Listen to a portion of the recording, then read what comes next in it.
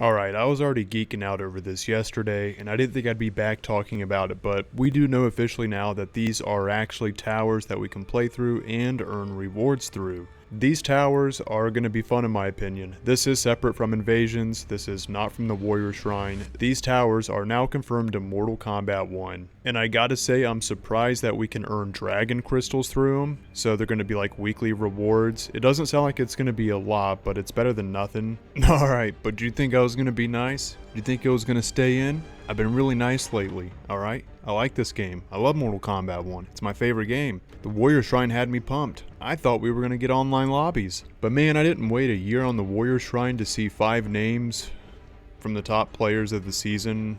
I'm going to be completely honest. I do think the Warrior Shrine in itself does look cool, right? The layout looks cool.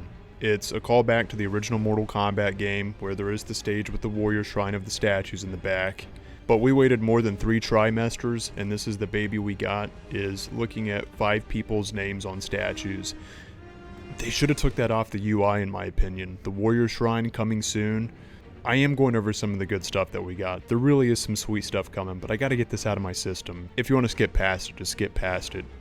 This could be tuned a little better, alright? You know, I've already accepted this is what it is now, right? Every season, you're going to see the top 5 players' names on a statue.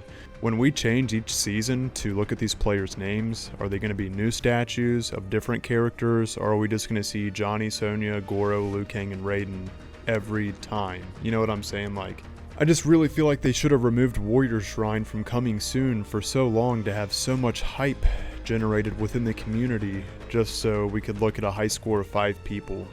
That, or they should have just dropped this sooner, because really that's all this is, right? Is 5 statues with names on it.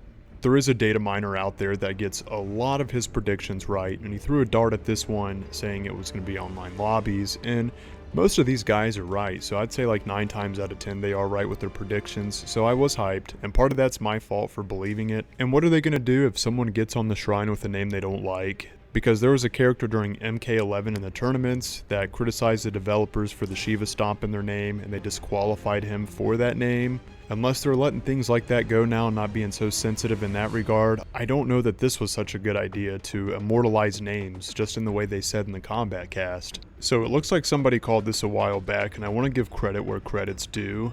A theory I've had since I saw the name Warrior Shrine that I also absolutely hate is not that it's going to be a way to unlock Combat League rewards like skins and gear, which a lot of us really thought that's what it was going to be. Instead, going off the name, which is the same as the Shrine of statues on Shang Tsung's island that commemorated the most powerful warriors of the tournament. The Warrior Shrine is going to be a seasonal leaderboard that shows off the top 25, 50, or 100 players each season. Well, it's actually only going to be 5. And the only reason it's not in yet is because they're waiting to have crossplay properly implemented so that they don't need to make separate leaderboards per system. This dude nailed it.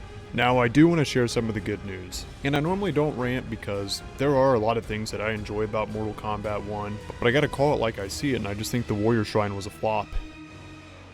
However, there's plenty of good things in this game, and I want to get back to the positive, and that is coming with the regular Shrine. Now I don't know if they're going to include these updates with the regular Mortal Kombat 1 folks that don't have Khaos Reigns, but for sure, at least with Khaos Reigns, we are going to get new brutalities for cameos. They're going to be unlocked in the Shrine, which I think is unique. That's different. I guess that makes sense if you already have cameos that are maxed out, or they could have just gave them to us. Nonetheless, I've been talking about it for a while. I feel like we've needed more for cameos. Whether that be more skins, especially because again we only have 3 characters with 2 skins. I wish they would open up like a gear selection for cameos. I know a lot of people aren't fans of cameos, but they're one of my favorite features in the game. And what's really nice about this is it's not just every cameo getting 1 new brutality, they're all getting 2 each. I think that is pretty awesome. And real quick, I did mention online lobbies, and the fact that we have Warrior Shrine now and I was anticipating to have online lobbies, we are for sure getting online practice mode, that we do know. And someone made a really good point to me that likely if we're going to have online practice, then it's pretty likely we're going to have online lobbies as well. I think most of us saw this coming, but there are going to be a lot of new skins and palettes with the release of Khaos Reigns. This is the skin and palette theme for Season 8 going in, which is going to be the season of Liu Kang. Sometimes these seasons really are hit and miss with the themes. I really like this one. It does remind me of what like a character mastery would look like when you max out a character, except rather it being gold or silver, it looks like we're getting like gold and white. Seeing Scorpion, Sub-Zero, Mileena, Kitana, Liu Kang, they're all decked out and look great in these outfits. And for originality's sake, I do think it's a good way to start Khaos Reigns is by having the evil Liu Kang be an Invasion's boss. And speaking of going into the next season, in the Kombat Kast they mentioned there's going to be a new Titan. I don't know about you guys, but I played against Titan Havoc. I did beat him, and I didn't find it that enjoyable, and they were propping up this next Titan fight like it's going to be some big cheese. And when doing the Titan fights, I really do enjoy fighting the computer, but I just don't really like doing the survive intervals in between them. Now, there is a big update coming to the premium store now, Mortal Kombat 1, and I think this might apply to Standard too, but for sure Khaos Reigns at least. And that is, there's going to be a permanent page in the shop now. This isn't going to have anything to do with the rotations, it's going to be a page of its own, and that's going to be for brutalities. Now, this is separate from the cameo brutalities that you can find in the shrine. This is actually going to be brutalities for every character. Which, I don't know if they're going to do that with seasonal coins yet, or dragon crystals. Honestly, if it does come down to dragon crystals, unfortunately, I know I'm going to cave in for my favorite characters, because I do love this game. I know I griped about the warrior shrine for a bit, but in all honesty, it's like the other 90% of this game I absolutely love. I am sharing this picture because we are coming back into the holidays. It's hard to believe, but Halloween's coming up soon. And one skin I highly regret not getting is the Mileena skin. And since a lot of the prices dropped on dragon crystals, starting around Season 3, Season 4 bundles became 500 dragon crystals, as opposed to 1,000 when the game started for everything, like Natara, Sub-Zero, Scorpion. All the Deadly Alliance packs were like 1,000 dragon crystals. Since then, it seems all bundles have been 500 dragon crystals. With these seasonal skins and seasonal fatalities returning, I'm hoping they're going to be discounted. I don't know if I should be holding my breath or not. And without a doubt, I'm getting the Halloween Mileena costume. 1, I don't see much of it. 2, I didn't realize it was going to be limited time, exclusively for Halloween. 3, I didn't realize there was palettes for bundles back then because it was the first season. But her black palette in that outfit looks amazing, and I want it so bad. I'm so glad that these are going to come back. At least I have a strong feeling that they will. I'm a sucker for it. I'm probably going to get the seasonal fatalities as well. I didn't the first time around. I barely see them, and I would like to have them. Now, a lot of us do play Invasions. Doesn't mean everyone enjoys it. It's grown on me. I like Invasions. I actually like the seasonal tower now too. And a new feature that's coming to Invasions is a mini-map. I feel like that was overdue, but nonetheless I'm not complaining because I'm excited we're getting it. I think it's nice that they're going to put that mini-map out there and highlight where the chest locations are at.